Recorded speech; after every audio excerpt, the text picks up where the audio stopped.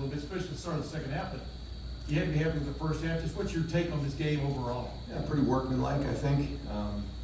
Thought we had the right approach coming in. We found out kind of, I guess, this morning or today that, Vico may be out. So that sort of changed things a little bit just in terms of our approach and, our game planning. But not in terms of our mindset and mentality. And that's the thing that, we want to make sure, as we talked about before, we bring it every day and we have to have that look in our eye. And I thought we did that again tonight. We ended up, Jeremiah, had a certain amount of plays. We felt like, we're just going to hold him, make sure that, he's at 100% here over the next week. Decided to hold Carnell this week as well. And so, gave us an opportunity to play some of the younger guys. And I thought Brandon had a lot of nice, third down catches in there. And then we got able to get the run game going. So defense played strong, and the kickoff returns was great to get. On the field, a lot of hard work was done there to get that on the field and executed. So that was good. But I think it was business-like, workmanlike. I thought we had the right approach to it. Certainly not perfect, but that's what we need to get to, because the precision and the execution that needs to happen here, over the next couple of weeks is going to be very important. Well, Brandon is a captain, and he's has a big voice. He's a very competitive guy, and sort of has heart and soul that you want as a captain. And I think he's a very good football player. He's a competitive guy. He can do a lot of things, and great to see him. I guess he had 6 catches tonight, but those are big catches. A lot of them were, so that was great to see him do that in this game. And Jeremiah was just having a little bit of a nagging issue there that we just wanted to make sure that we were being really smart with him as we know what's coming down the road here.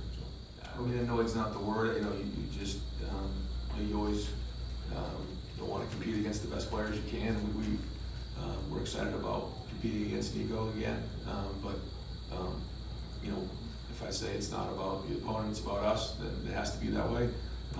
But hopefully he gets a chance to heal up soon and gets back on the field. I think he's a great player. I thought the running backs ran hard. I think it was on 33 carries for 222. It looked like just about all those guys averaged over 7 yards a carry. But there was a lot of runs that I saw in there where we were making guys miss on the first level and the second level, in particular James. But it starts with the offensive line, and every play sort of looks the same to start with, but how are you finishing the plays? And so we're going to get on the film and make sure we're finishing plays downfield. Guys are finishing their guy downfield. The blocking on the perimeter is going to be strong, and that comes down to effort and mindset. Everybody's involved with the run game, and it starts with the offensive line, tight ends, but Julian's involved. But at the end of the day, it seemed to me like the running backs were getting downhill and running physical. Even I think on one of the touchdown runs by Bo, there was maybe a free hat in the hole, but that's a running game. And sometimes you got to be your own blocker, run guys over, make a miss. That's how it works. But it was good. So I guess now looking at the last 2 weeks, we've had just under maybe 80 runs. What do we have last week? Like 40, somewhere around there. So over 70 carries the last 2 weeks, which is great. And I think the more these young backs carry the ball, the better they're going to be. Said that all along. So we're going to need them. Teams are about to play.